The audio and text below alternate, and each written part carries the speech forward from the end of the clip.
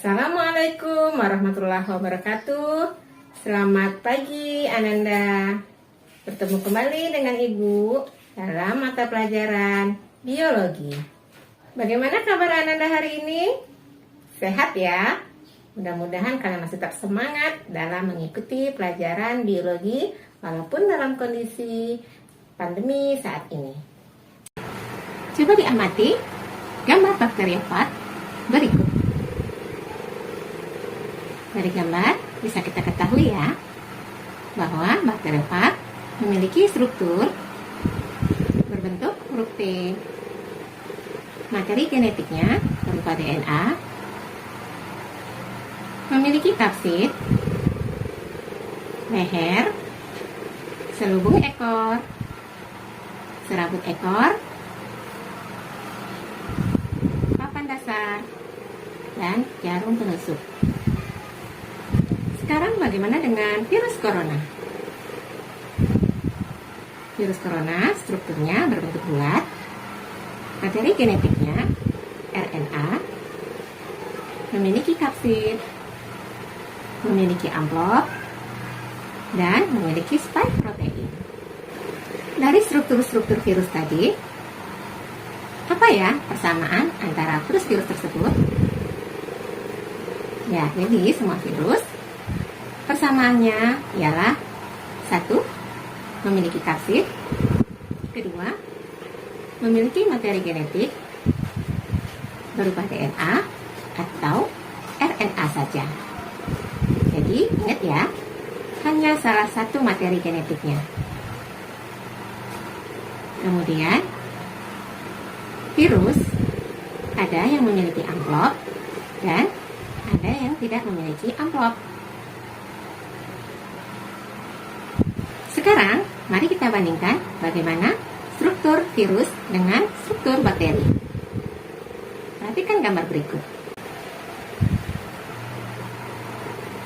Bagaimanakah struktur virus dibandingkan dengan struktur bakteri? Ya, tepat sekali. Pada virus, tidak dapat dikatakan sebagai sebuah sel. Karena, sebagai sebuah sel, dia harus memiliki komponen-komponen seperti membran sel, organel-organel sel, sitoplasma, dan inti sel. Sehingga virus dikatakan sebagai aseluler, artinya tidak berupa sel. Kemudian, virus jika dibandingkan dengan bakteri, ukuran virus jauh lebih kecil, yaitu hanya berkisar 20 sampai 300 nanometer. Virus juga hanya dapat hidup dan berkembang pada sel hidup, sehingga disebut juga sebagai parasit intraseluler obligat. Ciri lain yang membedakan antara virus dengan bakteri adalah virus dapat dikristalkan. Jadi, hanya virus ya yang bisa dikristalkan.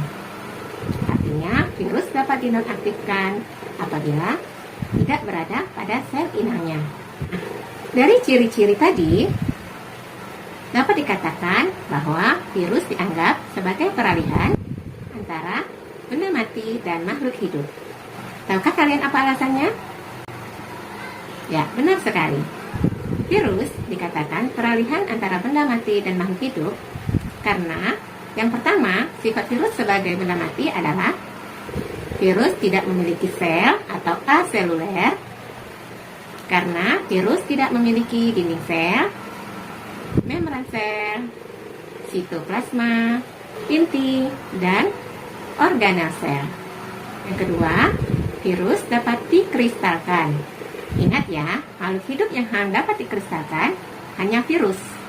Artinya, virus dapat dinonaktifkan apabila berada di luar sel inangnya. Kemudian, virus dapat digolongkan sebagai makhluk hidup karena yang pertama, memiliki materi genetik berupa DNA atau RNA. Yang kedua, mampu bereproduksi atau bereplikasi atau menggandakan diri apabila berada pada sel inangnya. Selanjutnya, kita akan membahas apa saja inang-inang virus Berdasarkan inangnya, virus ada yang memiliki kisaran inang yang sempit dan ada yang memiliki kisaran inang yang luas. Tahukah kalian apa arti dari kisaran inang sempit dan kisaran inang luas? Di kisaran inang sempit, ia hanya menginfeksi satu jenis inang saja. Contohnya, TMV yang hanya menginfeksi tanaman tembakau. Kemudian bakteriofag yang hanya menginfeksi bakteri. Virus yang memiliki kisaran inang luas adalah virus yang memiliki beberapa inang, seperti pada virus rhabdovirus yang menyebabkan penyakit rabies. Inangnya ada anjing, kucing, dan manusia. Sekarang kita akan membahas tentang replikasi virus. Replikasi virus proses menggandakan partikel-partikel virus yang terjadi di dalam sel inang. Bagaimana cara replikasi virus? Ada dua cara ya. Yang pertama, secara litik. Yang kedua, secara lisogenik. Mari kita bahas satu persatu tahap-tahap replikasi virus secara litik. Tahap pertama, adsorpsi. Adsorpsi merupakan tahap di mana virus menempel pada sel inangnya. Contohnya, pada bakteriofag yang menginfeksi bakteri, serabut ekor bakteriofag akan menempel sel inangnya. Selanjutnya, tahap penetrasi. Pada tahap ini, selubung ekor berinteraksi sehingga jarum penusuk di bagian ujungnya membentuk lubang yang menembus dinding sel dan membran sel bakteri. Selanjutnya, bakteriofag akan menginjeksikan materi genetiknya ke dalam sel bakteri. Ketiga, tahap sintesis atau eklifase. Pada tahap ini merupakan bentukan komponen-komponen virus, yaitu materi genetik dan protein. Tahap perakitan atau pematangan. Tahap ini terjadi perakitan partikel virus baru dari komponen-komponen yang dibuat di tahap sintesis. Kapsid, materi genetik, selabut ekor, dan bagian-bagian dari bakteriofag akan dirakit partikel bakteriofag utuh. Terakhir, tahap lisis atau pecahnya sel inang. Tahap ini merupakan tahap pecahnya sel inang. Bakteriofag akan menggunakan lisozim pada bagian ekor untuk merusak dinding sel bakteri sehingga menjadi lemah dan berlubang. Dinding sel bakteri yang lemah dan berlubang akan menyebabkan cairan dari luar sel bakteri masuk ke dalam sel sehingga sel bakteri mengembang, pecah, dan mati. Setelah sel bakteri pecah atau lisis, partikel bakteriofag baru akan keluar dan menginfeksi sel bakteri lain untuk kembali melakukan replikasi. Biasanya, dalam satu kali siklus litik bakteriofag memerlukan waktu kurang lebih 20 sampai 30 menit dan akan menghasilkan 100 sampai 200 partikel virus baru yang siap menginfeksi sel inang baru. Selanjutnya kita akan membahas tentang daur lisogenik. Siklus lisogenik merupakan mekanisme replikasi virus melalui penyisipan materi genetik pada materi genetik inang. Jadi, siklus lisogenik tidak melibatkan proses penghancuran atau kematian sel inang. Daur lisogenik terjadi jika pertahanan tubuh inang lebih kuat daripada daya infeksi virus. Pada daur ini, sel inang masih bisa bereproduksi dengan normal dan tidak akan langsung pecah.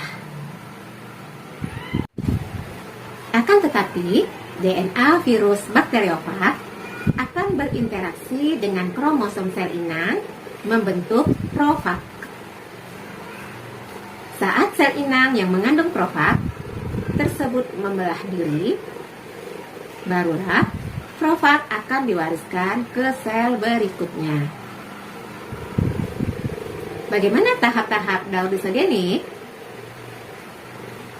Perhatikan gambar ini. Tahap yang pertama, adsorpsi, penetrasi, integrasi atau penggabungan, terakhir multiplikasi atau pembelahan. Sekarang, mari kita bahas satu persatu tahap-tahap pada daur lisogenik. Pada tahap adsorpsi atau penempelan, sama dengan tahap yang terjadi pada daur litik. Begitu pula pada tahap penetrasi pada daur lisogenik juga masih sama dengan yang terjadi pada daur litik. Selanjutnya, tahap ketiga yaitu integrasi atau penggabungan. Setelah melalui tahap penetrasi, DNA virus yang telah diinjeksikan ke dalam sel bakteri akan diintegrasikan atau digabungkan pada bagian tertentu dari materi genetik sel bakteri sehingga terbentuk profag. Selama dalam kondisi profag, materi genetik virus akan dipertahankan dorman atau diam serta tidak akan diterjemahkan sehingga sel inang tidak akan sadar kalau materi genetiknya telah disisipi materi genetik virus. Selanjutnya tahap multiplikasi atau pembelahan. Pada tahap ini, sel bakteri membelah diri sehingga profag akan ikut di dalam materi genetik bakteri. Tahap pada daur lisogenik dapat berubah atau berlanjut ke siklus litik apabila daya tahan dari sel inang melemah. Dari penjelasan Ibu tadi, bisakah kalian membedakan daur litik dan daur lisogenik? Ya, benar sekali. Perbedaan daur litik dan daur lisogenik. Yang pertama, pada daur litik terjadi 5 tahap. Yang pertama, adsorpsi, penetrasi, sintesis atau eklipase, pematangan atau perakitan, terakhir lisis atau pecahnya sel inang. Sedangkan pada daur lisogenik, tahapnya ada 4. Yang pertama adsorpsi, penetrasi, ketiga penggabungan atau integrasi, keempat multiplikasi atau pembelahan. Pada daur litik tidak dapat berlanjut ke daur lisogenik. Sementara pada daur lisogenik dapat berlanjut ke daur litik. Waktu yang dibutuhkan untuk siklus daur litik lebih singkat. Tetapi pada daur lisogenik waktu yang dibutuhkan lebih lama. Kemudian pada akhir proses, pada daur litik, sel inang akan pecah atau mati. Sementara pada daur lisogenik, sel inang bisa saja tidak pecah, tetapi akan berlanjut ke daur litik, dan disinilah baru akan terjadi pecahnya sel inang. Kemudian pada daur litik, DNA virus menghancurkan DNA sel, mengambil alih fungsi sel, dan menghancurkan sel. Sementara pada daur lisogenik, DNA virus menyatu dengan DNA sel inang dan tidak merusak sel. Dan pada daur ritik, virus bereplikasi menghasilkan keturunan bakteriofag yang baru. Sementara pada daur lisogenik, virus ini tidak menghasilkan keturunan. Kemudian pada daur ritik, ada gejala infeksi virus pada inangnya. Sementara pada daur lisogenik, tidak ada gejala infeksi virus pada sel inangnya. Selanjutnya, mari kita mempelajari tentang bagaimana klasifikasi atau pengelompokan virus.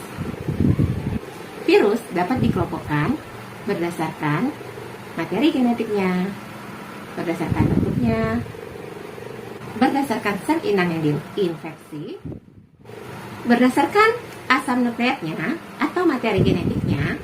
Virus dibedakan menjadi virus DNA dan virus RNA. Apa saja ya kelompok virus DNA? Yang pertama ada poxvirus, kemudian herpes virus, adenovirus, papovavirus, dan parvovirus. Virus RNA, contohnya virus influenza, virus HIV, coronavirus, virus H5N1, dan masih banyak lagi virus lainnya. Virus juga bisa dikelompokkan berdasarkan ada tidaknya selubung virus. Virus yang memiliki selubung atau sampul, contohnya adalah herpes virus, coronavirus, dan orthomyxovirus. Virus yang tidak memiliki selubung, contohnya reovirus, papovirus, picornavirus, dan adenovirus. Berdasarkan inangnya, virus dibedakan menjadi virus yang menginfeksi tumbuhan, virus yang menginfeksi hewan, virus yang menginfeksi manusia, dan virus yang menginfeksi bakteri. Mari kita pelajari satu persatu. Apa saja virus yang menginfeksi tumbuhan? Virus gemuruh yang menginfeksi tanaman padi. Kemudian ada virus TMV yang menginfeksi tanaman tembakau. Virus yang menginfeksi hewan seperti aptovirus yang menginfeksi hewan ternak seperti sapi, kambing, ya, yang menyebabkan penyakit mulut dan kuku. Kemudian ada juga NCD atau disebut dengan Newcastle disease yang menyerang ayam, yang disebut juga dengan penyakit tetelo. Kelompok virus yang menyerang manusia banyak sekali, seperti ada virus HIV atau disebut dengan Human Immunodeficiency Virus yang menyebabkan penyakit AIDS. Kemudian ada Morbillivirus yang menyebabkan penyakit campak. Kemudian ada Paramyxovirus yang menyebabkan penyakit gondongan. Dan masih banyak lagi virus yang menginfeksi manusia. Selanjutnya, bagaimana ya cara penamaan atau klasifikasi virus? Menurut sistem ICTV atau International Committee on Taxonomy of Virus, terdapat 3 tingkat takson dalam klasifikasi virus, yaitu famili, genus, dan spesies. Pemberian nama pada famili menggunakan akhiran viridae, nama akhiran genus dengan akhiran virus, nama spesies menggunakan bahasa Inggris, dan diakhiri dengan virus. Nama genus dan spesies dicetak miring. Nah, ini adalah contoh klasifikasi virus ya. Selanjutnya kita akan membahas bagaimana ya peranan virus dalam kehidupan. Virus memiliki peranan dalam kehidupan manusia, baik menguntungkan maupun merugikan. Apa saja ya peranan virus yang menguntungkan? Virus berperan dalam bidang bioteknologi, yaitu rekayasa genetika. Virus hasil rekayasa genetika yang digunakan untuk mengirimkan materi genetik DNA atau RNA ke sel target inang. Diistilahkan dengan vektor. Istilah ini mengacu pada peran virus dalam terapi gen yang berfungsi sebagai kendaraan untuk memasukkan materi genetik pada sel inang. Virus juga dapat digunakan dalam pembuatan vaksin. Karena kita tahu, vaksin merupakan salah satu cara yang digunakan untuk mencegah terjadinya penyakit akibat virus maupun bakteri. Virus juga dapat digunakan untuk pengobatan pada penyakit yang disebabkan oleh patogen seperti bakteri, protozoa, dan jamur. Contohnya adalah bakteriofag yang dapat digunakan untuk melemahkan bakteri yang menyebabkan penyakit pada manusia. Selanjutnya, peran virus yang menguntungkan lainnya adalah virus dapat digunakan sebagai pestisida alami yang dapat membunuh serangga pada tanaman-tanaman pangan.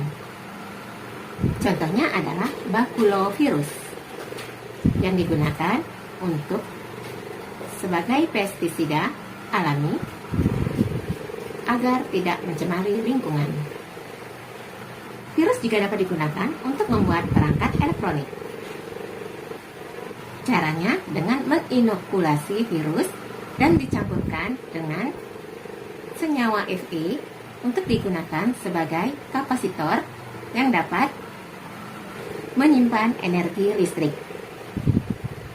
Selanjutnya kita akan membahas peranan virus yang merugikan bagi kehidupan. Seperti kita ketahui ya, virus merupakan parasit intraseluler obligat yang artinya hanya dapat hidup dan berkembang pada sel hidup.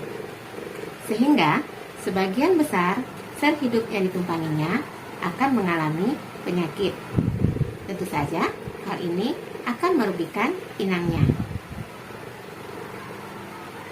Apa saja ya penyakit yang disebabkan oleh virus? Pada manusia, banyak sekali ya peranan virus yang merugikan, seperti menyebabkan berbagai macam penyakit. Apa saja ya penyakit yang disebabkan oleh virus? Ada gondongan, herpes, cacar, hepatitis, influenza, AIDS, poliomyelitis, tumor, kutil, demam berdarah, chikungunya, Ebola, flu burung, SARS, dan rabies. Mari kita bahas satu persatu. Gondongan. Gondongan adalah penyakit pembengkakan kelenjar parotis atau kelenjar ludah yang dapat menular. Pembengkakan dan rasa nyeri akan lebih terasa ketika menelan makanan yang bersifat asam. Gondongan disebabkan oleh paramyxovirus. Kemudian ada virus influenza. Influenza adalah penyakit pernapasan yang disebabkan oleh kelompok virus orthomyxovirus. Virus influenza dapat menular melalui batuk, bersin, kontak tangan dengan orang yang terkontaminasi oleh virus influenza. Selanjutnya ada campak atau morbilli. Penyakit campak adalah suatu infeksi virus yang sangat menular, ditandai dengan demam, batuk, pilek, konjungtivitis, peradangan selaput ikat mata atau konjungtiva, dan ruam kulit. Penyakit ini disebabkan oleh morbillivirus. Jika orang yang terkena campak, maka sepanjang hidupnya tidak akan terkena penyakit ini lagi. Selanjutnya ada penyakit AIDS yang disebabkan oleh virus HIV atau Human Immunodeficiency Virus. Penyakit ini sangat berbahaya ya, karena menyerang sistem kekebalan tubuh manusia. Apabila telah terinfeksi, virus HIV ini akan tetap berada pada tubuh penderitanya. Bagaimana ya cara penularan virus HIV? Virus HIV dapat menular karena hubungan seksual tidak aman dengan penderita HIV atau sering berganti-ganti pasangan. Kemudian yang kedua, dapat tertular karena transfusi darah orang yang telah terkena HIV. Jarum suntik bisa juga menjadi media penularan HIV. Sehingga dalam penggunaan jarum suntik perlu dilakukan sterilisasi dan hanya satu kali digunakan. HIV juga bisa ditularkan dari ibu positif ke bayi yang dikandungnya. Bagaimana ya cara kita agar terhindar dari tertularnya virus HIV? Pengguna narkoba merupakan kelompok orang yang rentan tertular oleh virus HIV, di mana mereka sering menggunakan jarum suntik. Begitu pula orang yang sering menggunakan tato di tubuhnya, karena biasanya jarum yang digunakan tidak disterilkan dan digunakan oleh banyak orang. Yang bisa jadi mereka membawa virus HIV di dalam darahnya. Karena kita tahu bahwa virus HIV dapat menular melalui transfusi darah, cairan yang berasal dari hubungan seksual, dan melalui ibu ke anak yang dikandungnya. Penyakit HIV dari awal terinfeksinya biasanya tidak menimbulkan gejala yang serius. Tetapi dalam waktu 5-10 tahun biasanya akan terlihat gejala atau penyakit kronis, di mana pada tahap ini tubuh tidak dapat melawan berbagai macam penyakit karena virus telah menyerang sistem kekebalan tubuh.